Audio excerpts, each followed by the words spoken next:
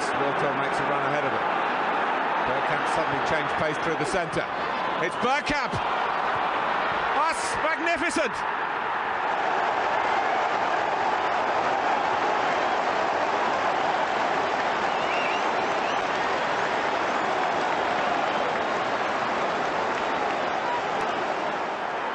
The move, and then this, which left Dabby's ass totally stranded.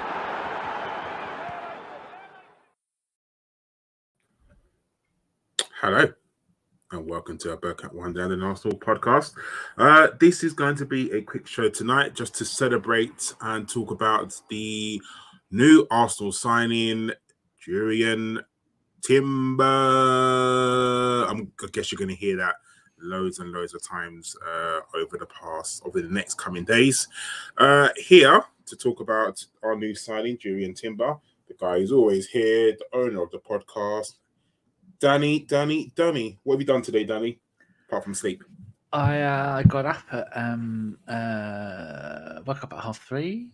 Sean's aunt come round I've got a sore bit on my bum. She come round and had a look at that. She's a nurse. She went, "Oh, lovely, it's healed." And then I got up. And then I made sausages and mash, all from Ocado. Lovely. So I've gobbled 5 sausages, and I was halfway through watching Hijack with the fellow gooner, Idris Elba. What a good-looking bastard he is. Oh, there we go. I've sworn in the first minute. There goes 70p we would have made. And I was 30 minutes into that, and Sean rang me, and you replied, and then said, do a show. How have you been? What have you been up to today? Today was my first day off in God knows, like genuinely, my first day off in about 2 weeks because it's summer holidays, and as you know, lots of people take holidays off at work. So today I woke up, I got in the shower, I changed into some very comfortable clothes, and I did absolutely nothing. Like genuinely did nothing today, and it was one of the best days ever because I have work tomorrow, unfortunately. So today was my relaxing day, and I was sitting at home, Danny. I was watching Court Cam because that's my new obsession. If you haven't watched it, watch it on Sky. It's all about, obviously, America because they're flipping crackers over there. And it's just about what happens in the courtrooms in America. And as you know, because Americans are all mad, I love my American listeners, but you're all crazy. And yeah, just about that. So that's my new obsession. And as I was scrolling, I got a notification on my phone. Welcome to Arsenal, Jurrien Timber. So, Danny, Jurrien Timber, the guy who plays multiple positions, he's now signed for Arsenal for the deal was an undisclosed fee, but it's around the 40 to 45 million pound mark. If rumours are to be believed, 40 plus 5. Yes, comes from Ajax, plays in the defence across the board, but mainly he plays as a centre back. Danny, what do you think about? I mean, those listeners on YouTube will see that he plays multiple positions, mostly at centre back. He's played 166 games at centre back, 49 times at right back, 8 times at left back, and 1 time at defensive midfielder. Danny, what do you see as his main role at Arsenal? Do you think he's coming for a backup, like for Saliba, or do you think he's gonna come as a backup right back, or do you think genuinely he'll just play anywhere across the back? I think his main role is to come and please the ladies, because we just put a picture of him up and look at that smile. That's a man who's got he's cooking. He's cooking with gas. He knows what's going on. He's 5'10". He looks those legs. He looks a lot taller than that. But he is probably thinking, "I've made it. My life is now complete. I'm at the club he supported as a kid. He was only 22 a month ago. Like you're saying, he's Dutch, right back. Started his career at Feyenoord, 4 years there. I think his brother is left Feyenoord as well. Now his brother's gone back. His twin. He's got 3 other brothers as well. Only Dylan has got a link as a footballer. Dylan is 23 and he is at VVV-Venlo. Quadruple V as their name. I think we had a player on loan there recently. He's just signed for those. And before that, it was a young Utrecht, which young is Dutch for young, so it's like the Utrecht reserve team. And so position-wise, yeah, I was wondering about that, because if you look at the positions, like we were just saying then, is you wouldn't think at 5'10" your natural position would be centre-back, would you? But 166 games, so 3/4 of his games he has played at centre-back. Now, Ajax are a decent team. They've won the 3 main seasons he's been there. He didn't win it last season, but the season before that and the season before that, they were Dutch champions. So we've been playing in those positions. They're obviously a decent side, and they're doing well in football. So I don't know. Who do you think we should be worried for? Because I honestly don't know where he's bringing him into play. Because we know how much Arteta likes to get a player like Wenger used to do and go, I know you're a right back or centre back. We're going to move you around a little bit. So what do you reckon Arteta's plans for him are? I think he's going to come in to be a reserve centre back. I think I'm hopeful that Arteta has kind of realised that you can't play the same team week in, week out. So I think you are going to have to rotate Saliba, especially with his back injury problems. Now, anyone who's ever had a back injury knows that a back injury doesn't just go. Like, it can be recurring. And the fact that we're going to have 38 games in the Premier League, at least 6 guaranteed in the Champions League, FA Cup and League Cup, you're going to have to rotate. And what you don't want to do is rotate for less. You kind of want to okay, maybe he won't be the same level as Saliba, but you want someone with quality to come in when you need to. So I think that's going to be his position. I think centre back, and maybe he may occasionally fill in at right back if Ben White's out or Tomiyasu injured or wherever. But I think Man City showed it. Like, when you have a squad, you have to replace with quality. Like, I mean this respectfully, and we'll probably talk about it in a minute. Like, when Saliba went out injured and Rob Holding came in, you saw the drop off in quality, and it was shocking. Like, it was a massive drop off in quality. And I think, I'm not saying that's the only reason why we didn't win the league last season. It definitely wasn't. But did it contribute? Yes, it did. Because Rob Holding is nowhere near Saliba's level. And I think that was a factor. So I think when you have a squad, you want to rotate and bring in someone of quality, and I think that's what he's going to do now, Arteta. It does make sense that that's the thing that he's going to do. A Turkish club, I think, is Besiktas, bless you, thank you, have made a $2.5 million bid for Big Bob Holding. Big Bob is still only 27. He's been at the club for nearly 30 years and he's still only 27. I will never understand that. Well, but I think they wanted the bald Big Bob Holding. Big Bob with the luscious lion mane, that's going to cost you a lot more than 2.5 million, isn't it? Yeah, I think, we can talk about it now. I think Rob Holding is good enough to play for a lower to mid-table Premier League squad. So like an Aston Villa, not Aston Villa, Crystal Palace to come in for him, or someone like that, like even a West Ham, someone like that to come in, especially not 2.5 million. He's worth more than that. Like, you got to give him some respect. Like, he's not a bad player. I just don't think the quality that we're used to with Saliba and the way that what we play, he just can't do that. And I think, if you look at maybe a West Ham coming in or someone along the ilk, those are the people that he needs to go and play for. But I think the writing may be on the wall for Rob Holding, because at the moment, if you think about it, we've got 8 very good defensive players, and Rob Holding's not in them. If you think at left back, we've got Tierney and Kiwior, and then if you think at centre back, we've got you've got Ben White, who can play right back as well. You've got Saliba, you've got Timber, you've got Gabriel. Obviously, and then right back, you're talking about Ben White and obviously Timber. So, our defensive positions are really like stacked at the moment. So I just don't see where Rob Holding kind of fits in. Like, I think we have to also have to be better at selling players, and I think that is definitely one person who, as much as we like him, I think sometimes sentiment has us keeping hold of players when we shouldn't. So he probably needs to get sold, as well as Cedric. I don't know if anyone saw. I don't know if anyone watched the game yesterday Yes. against. I thought he was all right. Oh God, no! Did you I mean, really, Cedric? Attacking down the right, he's got some lovely crosses in. Yeah, I don't know. I don't think Cedric's he was time. Oh yeah, he's done at the club. He's just holding on because he's on a decent wage there. Yeah, and that's it. And the fact of the matter is that he's never going to earn his next club are never going to pay him what we're paying him.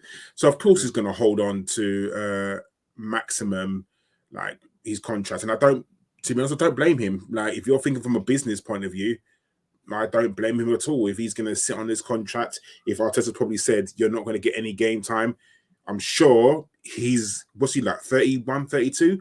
I'm sure he's going to be happy to Cedric. Yeah, I'm sure he's going to be happy to sit on his contract and say, okay, no worries, I won't play any football, like, but you're going to pay me. And to be honest, as a football fan, like an Arsenal fan, you're probably like, no, just leave. But as a business point of view, like for him, I wouldn't leave because, he knows he's never going to get another contract like this ever again. So from that point of view, I think he's done. And unfortunately, I think I honestly do think Tierney. So I'm not Tierney. Hear me. I think Rob Holding probably the same, but I do want to see Rob go to a good home. If you was moving abroad and you need to give up one of your cats, and you think to yourself, like, I don't want to just give him to anyone. I want to give him to a good home where he's gonna, do well. And I think definitely they're gonna look after his hair. Yeah, exactly. So I do want to see Rob Holding go to a good home. But yeah, Timber, I mean, if you look at his price tag, you think to yourself, oh, he's going to be a guaranteed starter. And I don't think he is, like, because if you think to yourself, who's he going to displace in that back line? He's not going to displace Ben White because Ben White was absolutely brilliant last season. But I guess you could tell towards the end of the season, you could tell Ben White was getting tired because in some games he just couldn't do it. And you could see his legs just didn't have it. And I think having Timber is great because, you don't, that means that you don't have to play Ben White every single game. You can rotate him, especially, like I said, with Saliba as well. Some of the games you can rest Saliba or bring him off, or, just like, I hate to keep comparing, but just like Manchester City, like, you don't need to play your first 11 every single game, or don't even have a first 11. Try and rotate because that one saves legs and probably saves injuries as well. And he obviously keeps the opposition guessing as well. I think that's a good thing. Couple of little things from the chat. Avon's on form. He says White wants to go back to centre-back because Gareth Southgate, the England manager, has told him he won't make the England squad at right-back, and Stefan says he agrees with him. And Avon later put, how is Rob Holding the only player Nottingham Forest haven't tried to buy?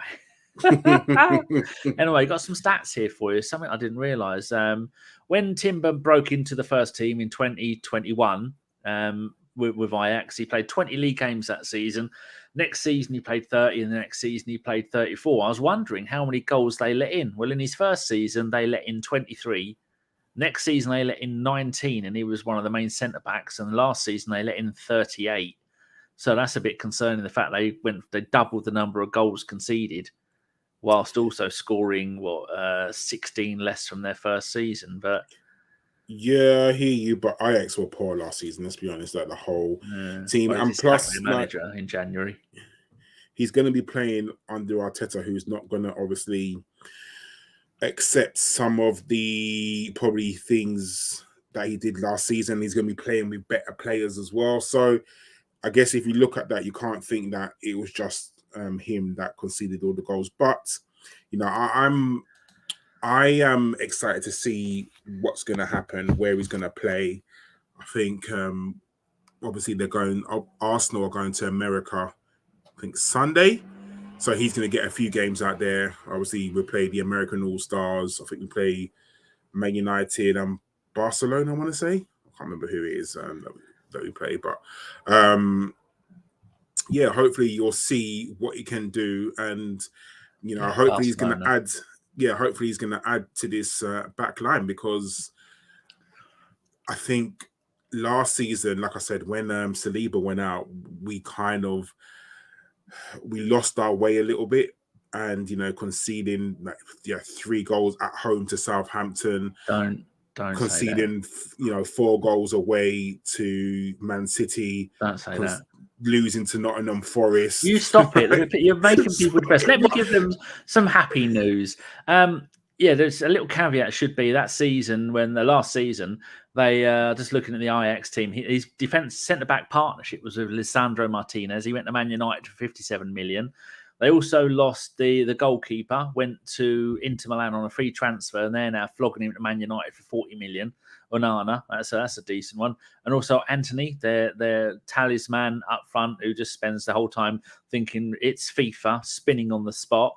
They sold him for best part of 100 million, and their goal scorer, Sebastian Haller, went to Borussia Dortmund. But I didn't realise that he was a key part of when Holland or Netherlands, whichever one you want to call it, they won the Under-18 European Championship in 2018. I'm just looking here. In the quarterfinals, they drew 1-1 with Republic of Ireland, and he scored a penalty in the shootout.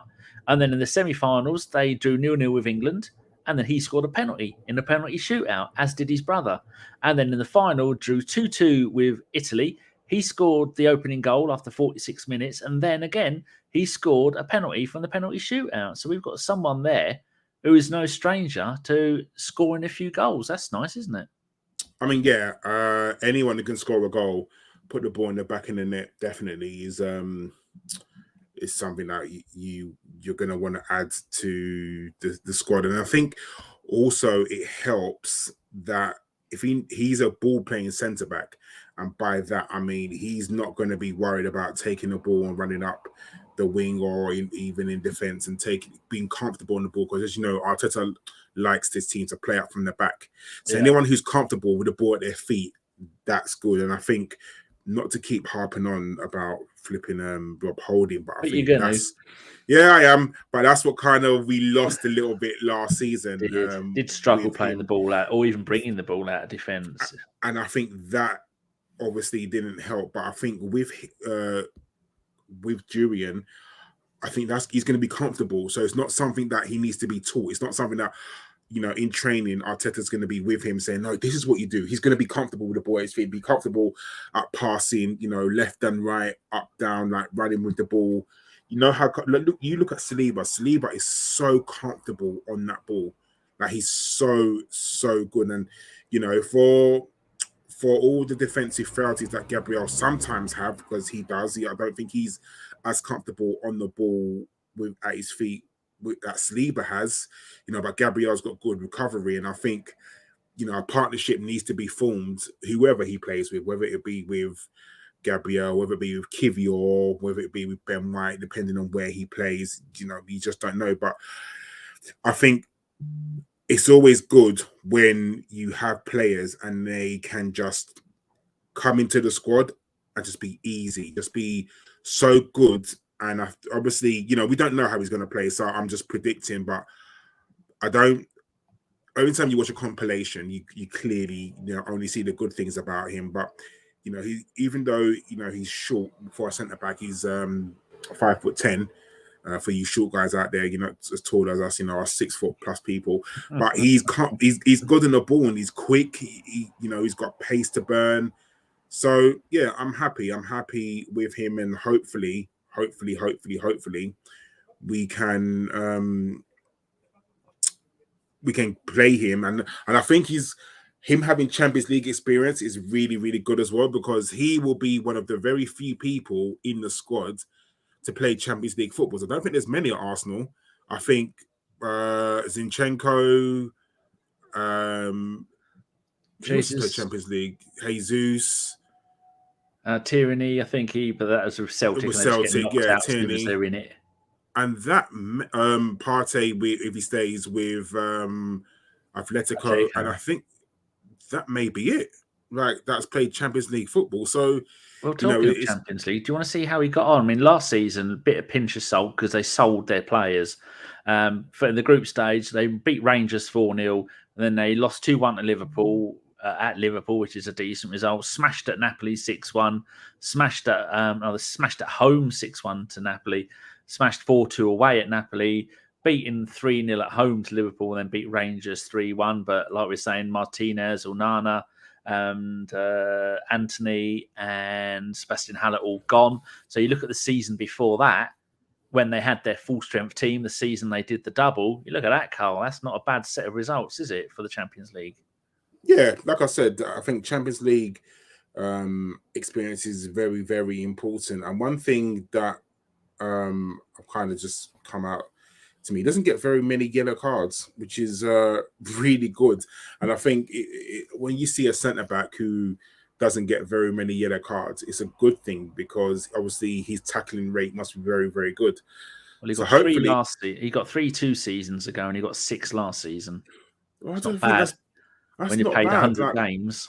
Exactly. So I think that is very, very good. And I think, sorry. Thank you for the chat. I forgot Jorginho and Kai Havertz as well. They've been in the Champions League. Sorry, forgot about those. New signings. What do you think of this run, though, in not last season, but the season before, that's Champions League? In the group stage, unbeaten, beat Sporting 5-1 away, Besiktas 2-0 at home, Dortmund beat them 4-0. I remember that game. 4-0 at home, beat Dortmund 3-1 away. Then they went to Besiktas, beat them 2-1. And then Sporting, they beat them 4-2 at home. Then they went to the last 16, and they drew 2-2 away at Benfica. And you'd think, well, they've got a home league now, they should really win that. End up losing it 1-0, unlucky. And also, I didn't realise he was their starting centre-back at the last World Cup for Holland. Played every game.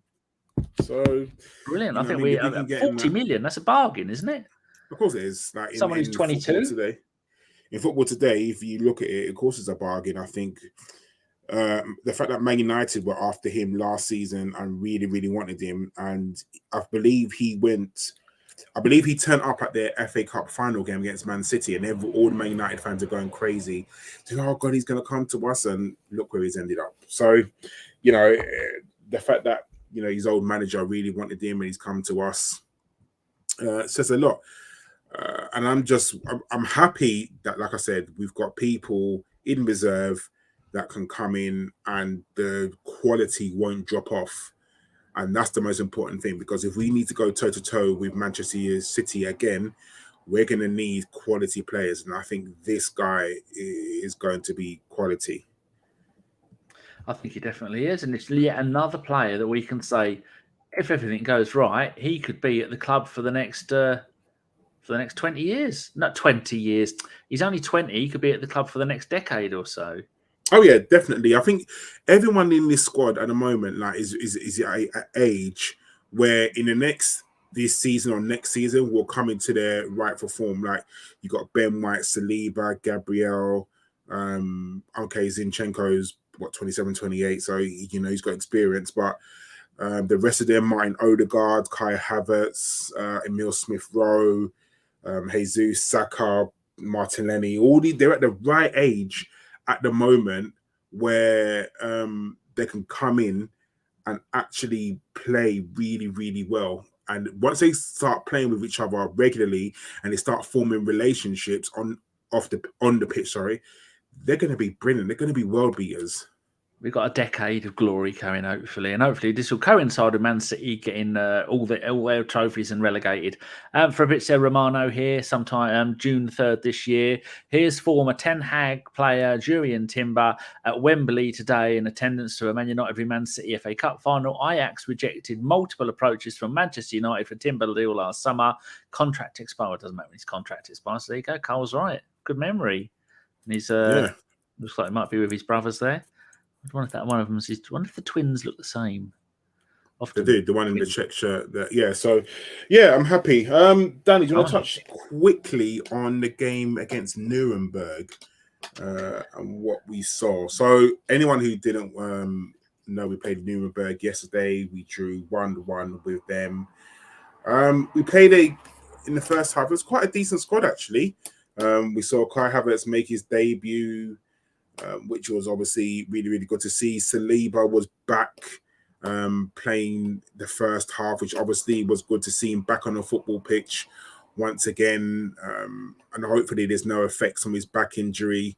Obviously, you don't read too much into results. It's more, trying to get players fit, seeing how relationships work and things like that. So, of what you saw of the game, Danny, what did you make of it?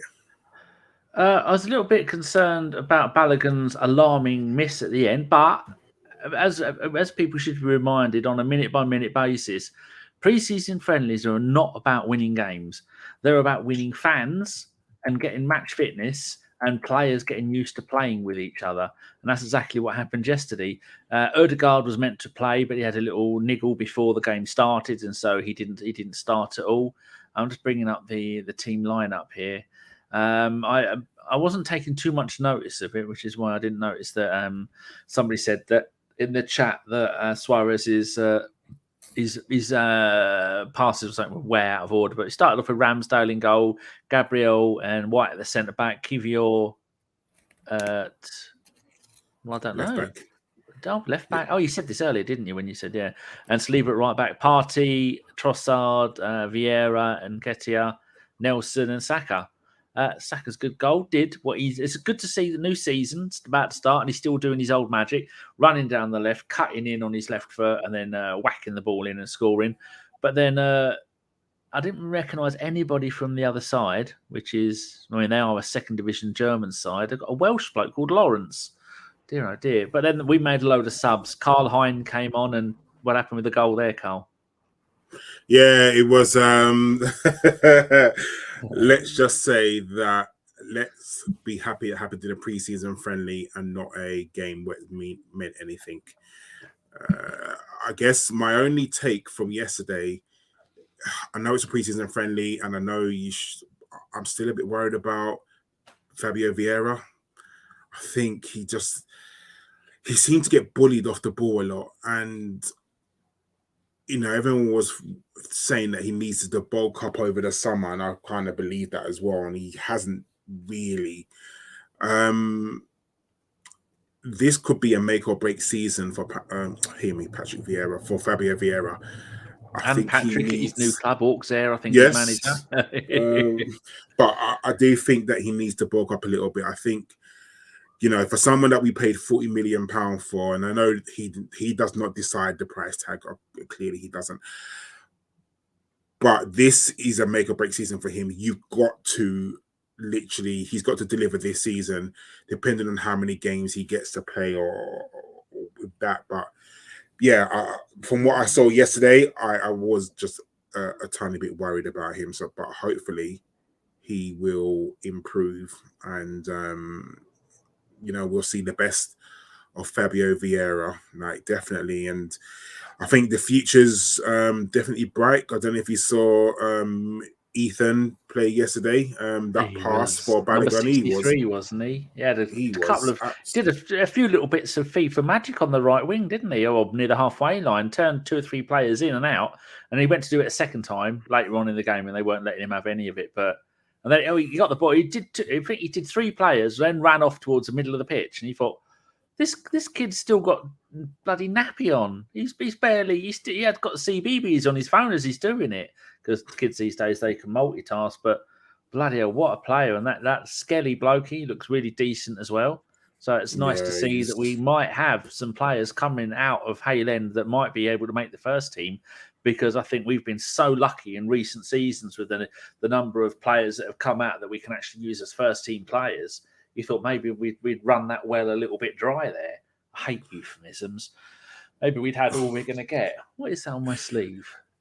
Yeah, I'm hoping that these guys will get a chance this season. I remember a load of people were, when he coming against Brentford, and everyone was saying, we did it for the PR. But, Arteta saw that he saw something in him, and, he come on and play, and I'm glad that he signed the contract extended, so he'll be in and around the squad. And no one's expecting him to be like on the bench every single game, but he may make a few games, and you never know, like what, may make a few League Cup games or something like that. So I'm hoping next season, you'll see people make the bench and actually get some game time, hopefully. And, we'll see what he can do in America, because he's definitely going to go on the trip to America, that's for sure.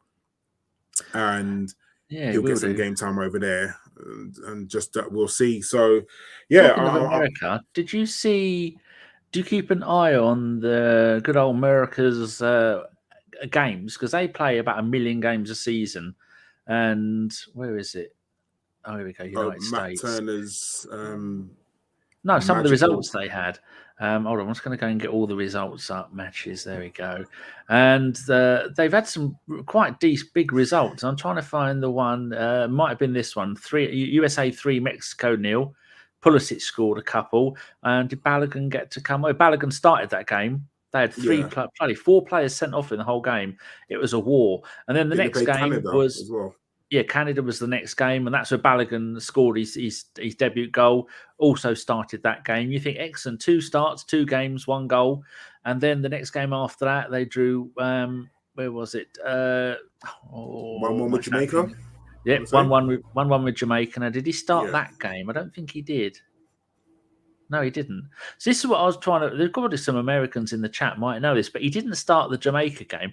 And the ones I really wanted him to start was the one against St. Kitts and Nevis and Trinidad and Tobago, because they've got this Colombian player. He scored 3 goals against St. Kitts, and then against Trinidad and Tobago, the Colombian scored another hat-trick, back-to-back hat-tricks, first time in American history.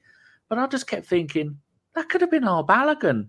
He could have done that. And then he'd have about 8 goals in 5 games for the USA, and he'd be an absolute legend. So if anybody knows why, I'd like to know. But it's going to be great for him going to America as an Arsenal player, showing what he did against Nuremberg and playing against the MLS All-Stars, and also playing against, Man United and Barcelona over there. It's going to be... how else do you think he's going to do? Because with the pressure and the expectation of being a new American international, because he was born in New York. What do you reckon? Oh, he's good. The thing is, Arteta's got no time for sentiment. So he's going to want to start. He's going to want to come on and play loads of games. But at the end of the day, he's got to realize that Jesus will start majority of the games, if not all of the games over there. Nketiah will probably get a half. And then Balogun may clean up afterwards. He's not going to... I very much doubt there's any game that he's going to start, because Arteta has not time for sentiment. Arteta's out there to get the team prepared for the season and see relationships. Now, if he's screaming that he wants to leave, then Arteta's going to say, well, F you, I'll play players ahead of you. So I believe he will get on, and he's going to want to do loads over there, isn't he? He's going to want to play for Arsenal and score and show the Americans what he can do in front of his quote unquote own people. But I think patience is the key. I think we don't have enough in the squad to keep him, Jesus, and Eddie Nketiah. So something's got to give. Something somewhere has got to give, whether it's... I think Balogun will leave. I don't think we'll get rid of Eddie. But what would you do? Silly question. If it was me, I want to see what Balogun does. But if he's saying that he wants to start, there's no way he's going to start ahead of Gabriel Jesus. It's just not going to happen. So unless he's willing to accept a role where he may start against the likes of Luton and Sheffield United and people like that, if he's not willing to take that, then he's got to go. Because what you don't want is an unhappy Balogun who's going to upset the dressing room. That's something you don't want to do. Or start releasing things on social media, or start through the actual media, start saying things like, Balogun's unhappy in the dressing room, and people are starting to turn, because that source only comes from one person, it's the player. So I guess we'll see. It's going to be exciting. I'd love if Balogun does go, I still think there's time for to get another forward in. I still think we need something different. We need a big, tall forward. I think we need to change it up a little bit. These small forwards, we've got them in abundance. I'd love us to change the game a little bit by playing someone big and tall up front. But well, maybe they're gonna. Last season when we were attacking, Odegaard would be the one that would probably go forward quite often when Jesus would go out wide. Maybe Arteta's going to say when we go and stuff like that, and say either Odegaard or Havertz, either one of you can go forward. And then if we're going to be doing some crosses, then maybe Havertz will go there, because being 6'4", I think it'd be really interesting. I couldn't really make out much of what was going on yesterday because it was not playing against great quality. Well, they could have won the game 2-1. But when we start playing decent opposition, it'll be interesting to see who is making what runs compared to how they were making last season. So that's something exciting to look forward to, isn't it? Oh, yeah. I mean, I am really excited about this season. I just want it to start. I don't think I've ever been so excited for a season to start in a very, very, very long time. Apart from the season after the Invincibles was the last one. Yeah, do you know what? As you say that, I think that was it. I think that was the season where I was like, God, I can't wait to see what we're going to do. And like, whatever happened that season. But yeah, I don't think there's been a season where the players that we've come in and the general buzz around Arsenal where you're thinking, yes, come on, hurry up, hurry up. I think the last time I was even excited about signings this much, I think was when we signed Ozil. I think that was the last time I was really, really excited to sign players. And this season, just hopefully, if we get the one that probably will be announced tomorrow over the line, but that'll be another show then we're good. And I just think we need to start selling players now. I think we've got all our incomings and that's good. But I think now we have to start concentrating on selling players. And depending whoever that's going to be, like, I'll just get rid of players because we've still got Nuno Tavares to think about. We've still got Sambi Lokonga to think about. You still got the Cedric problem. You still got Pepe. Where is he? Like, is he dead or something? Because there's talk we're gonna have to cancel the contract. He's not even been seen. Like, I've not seen him in any training photos. No. I don't know if he's been given extra time off. Well, he must be given extra time off because he didn't play.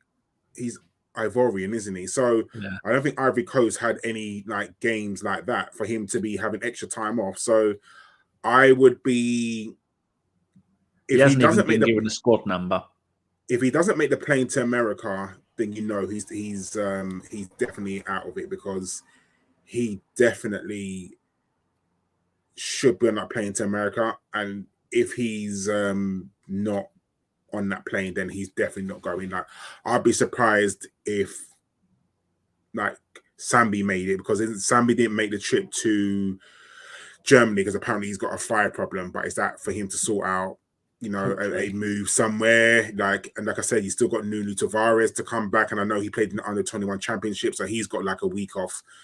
Or he'll have another week off and then join the squad in America. Because I know Emile Smith-Rowe said that he's going to cut his holiday short because obviously he wants to get fit and in that squad. So, yeah, it's weird. And then obviously, I think anyone who saw it yesterday, I think apparently a Saudi club has bid for Thomas Partey, I think 30 million, but Arsenal want 45 plus, which I don't blame them. So, yeah, so I don't blame them. So I think they're holding out for that. It was AHLI want him, and they're the club that are also after Mahrez. They've got Milinkovic-Savic, and they've also got Roberto Firmino. Yeah, AHLI, not Hilal, the other version of it. So there's so many players that have gone over there at the moment. Kante, Kubalay, Mendy, Ruben Neves, Ronaldo, Benzema, Brozovic, Firmino, Jota from Celtic, Milinkovic-Savic, Rodrigo, and Jordan Henderson. They've offered him £700,000 a week to go. Wow. The thing is, I know people have their issues with it, and are they trying to buy? They're trying to rival the Premier League. I get that, It never, no matter how many good players they get over there, it will never be the Premier League because people are just not going to watch it. I'm sorry, and I'm not trying to be like rude, but they're just not going to watch it. Like, I saw a clip yesterday of Ronaldo running in on goal. He was going to the left, and some player tried to hack him down. These players are going and they're playing in Conference South level quality of players, and most of those players, you're taking your life in your hands, going over there and playing against these players that are utter rubbish. Some will be good. But at the same time, the problem is no one's going to buy from them. They're just going to take all these players and they're going to realize that no matter how much money Saudis have got, and let me make this clear, Saudis have got all limitless the money. They're going to realize it's not sustainable. After a while, they're going to realize it's not sustainable. But like I was saying about Jordan Henderson, that's generational, life-changing money. Like, I'm not saying that he's not rich now, but if you go over there and that sort of money, you go over there and play for like 2-3 years, that's changing your life. So, you know, if he does go over there, I don't blame him. I honestly do not blame him in the slightest, because that's life-changing money. And if he can, I mean, he's not going to be sold for much, but 700 grand a week for Jordan Henderson, you know what I mean? That's utterly ridiculous. But you know what I mean? At the end of the day, it's not sustainable. They want to buy football. They want to buy everything, and they're going to realize that after a while, it's not going to be sustainable because no one's going to watch it. Yes, they're buying buying players, but I can't see anybody waiting up to say, "Oh God, I've got to watch the Saudi League. I've got to do it." Like, what time's kickoff? Yeah, so like it's not same as China. No one watched Chinese football when they were doing exactly. it. Absolutely no one. Exactly. People went out there for the money. That's what's going to happen. What's going to happen is people are going to go out there. They're going to play for 2-3 seasons. Like Jordan Henderson is what, 31, 32. 31. So he's got what, maybe 3 years maximum left in him, 4 years maybe. I'll be 33. 33. So he's got maybe 2 years left in him. He's a centre midfielder. You just see someone's life shortened there in a matter of seconds. Yeah. So as a centre midfielder, like, let's be honest with you, you're running up and down in that heat as well. Is Jordan Henderson going to be used to it? I don't think so. So, like I said, and I'm sure that FIFA have stopped one of the Saudi clubs buying players because they haven't settled all their debts yet, and I think they still owe some clubs. I can't remember who it is or which one it was, but and that's what's going to happen. FIFA, after a while, are going to say, "Okay, we're not going to allow this." They're going to stop it. They're going to come up with some law, and they're definitely going to stop it. But they've bought so far 3 Chelsea players, 1 Wolves, 1 Man United, 1 Leeds. Looks like there's going to be a couple of Liverpool ones, maybe another Chelsea and Man City one. We've got plenty of players that would love it over there. You can come and buy Big Bob, and you can buy Suarez. You can buy Partey. I mean, Eddie loves the sand. He's got a bucket, a spade, some flip flops, not sliders. Oh God, no! Just go and buy Partey and Pepe.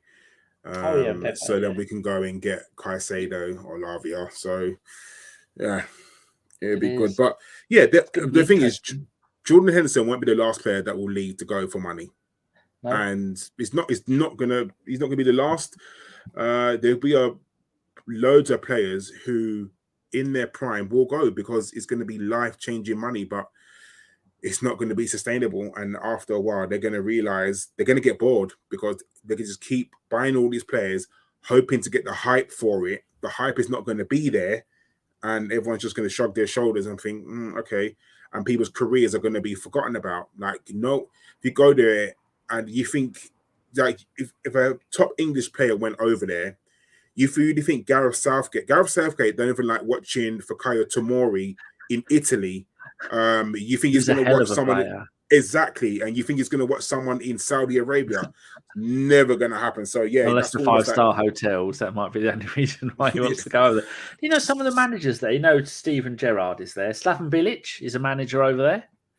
And Nuno Espirito Santo is Santos, there. He's go over there. Yeah. They got. Did you know David Ospina is already there? Was he? Yeah, he's at Al Nassr with Ronaldo and Ever Banega. He's gone over there as well.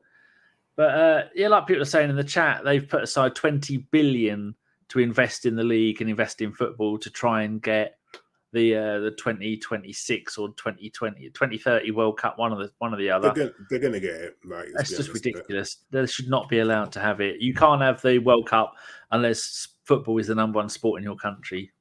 Maybe they have. Maybe that's what they're trying to do, make it. But I mean, in China, you could see that the fans were really getting into it, and they had a history of football. And like now, I think one of the only foreign players in China now is Fellaini, and that's about it. But people, if they think people are going to pay to watch, even if it's free, I don't think people are going to watch it. Apart from just to watch, see how many goals a game people like Ronaldo can score. But it's their money. Do what you want with it. If they want to buy a podcast, you let them know. That's what we should do, Danny. Change our name to a Saudi Wonderland podcast. That's it. Sponsored, 10 million. Everyone's going to represent us. Of course, 10 million a show. Definitely, I'll do a Saudi League podcast. Like 100%. We'll definitely. Josh might even turn up for his flower arranging. Do you think Ellis might take a day off from his nappy changing? No. Or Chris definitely would. He's a fucking hipster. I guarantee within the next 3 months, Chris has a Saudi League football top. At some point, he's going to get a Saudi League football top. And I really like the quality. Like, I love running in this. Fucking awful. They're disgusting, the kits. It's like it's something made out of cord drive from the 1960s. Most of the way they look, they're horrible. Have you seen the shit that Chris wears? Oh yeah, that's a point. I mean, it's fake. I mean, this has got Chris Carpenter written all over it. Oh, he's definitely going to get it, isn't he? Because he has his initials on it. He's 100% going to get it. Like, there's no doubt that's going to be released in America, isn't it? That kit will come out in America. They love Danny, it. right, just before we wrap this up quickly, yes. Are we whenever you listen to this, people, we might already have it. Are we expecting another signing tomorrow, you think? I heard that for every week that goes past, we're saving 250 grand a week wages. So that's why they keep putting it off. But they will want our shiny new player to be available for the USA tour. At the moment, he's off playing football, training with Bruno Guimaraes of Newcastle, and I think a Portuguese player that's playing. All three of them are having a kickabout wherever they are on holiday. Bruno Fernandes, wasn't it? Yeah. Was it? That's yeah, it's Fernandes. I don't know if it was a Adidas advert or something. But they were could well be. That would make sense. Why I doubt very much they're all pals or they follow each other on the Twitter. But I would think yes, it would be done. It's been delayed for so long. We would have thought that the Rice deal would have come before the Timber deal because he's been working on it for that long. But also that we need. I think we've got 3 payments of 33 points. That's not easy to say. 3 million, and we got 3 of those, and we were struggling to stump up the cash. I'm thinking, no, I don't think so. This is the Arsenal we're talking about, but it is quite odd to get all of our ins done without having to do any outs. That is very rare in football. Most clubs can't do that, so we are being backed heavily by the Cronkies, and so well done, Mr. Cronky and son. You are doing a good job.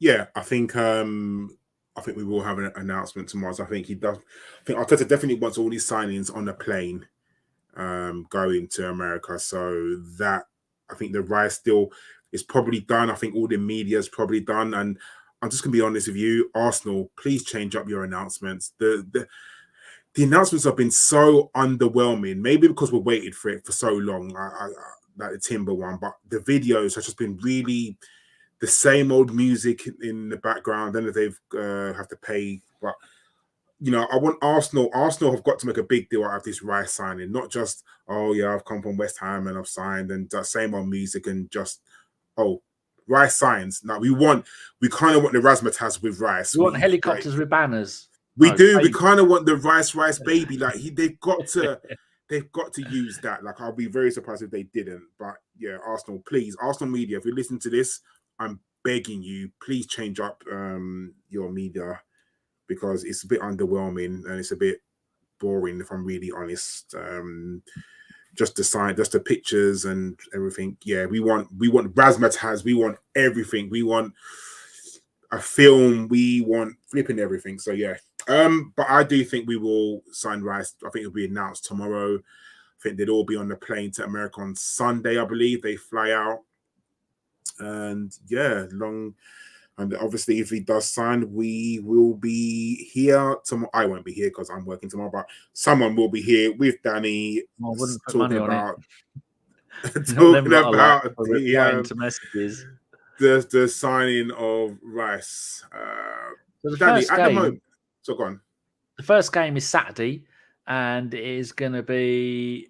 Doesn't say what time the kickoff is at. That's Man United, and then it's going to be. Isn't that 3 a.m. in the morning? I'm sure it's something like that. EDT, BST. Oh, British summertime, 8 o'clock. Yeah, 8 o'clock for the Man United game, and the Barcelona one is 3:30 in 3:30 a.m. Yeah, that's Thank the one. you. Thank you very much. Don't we play the American All-Stars first? And the All-Star game is 1:30 a.m.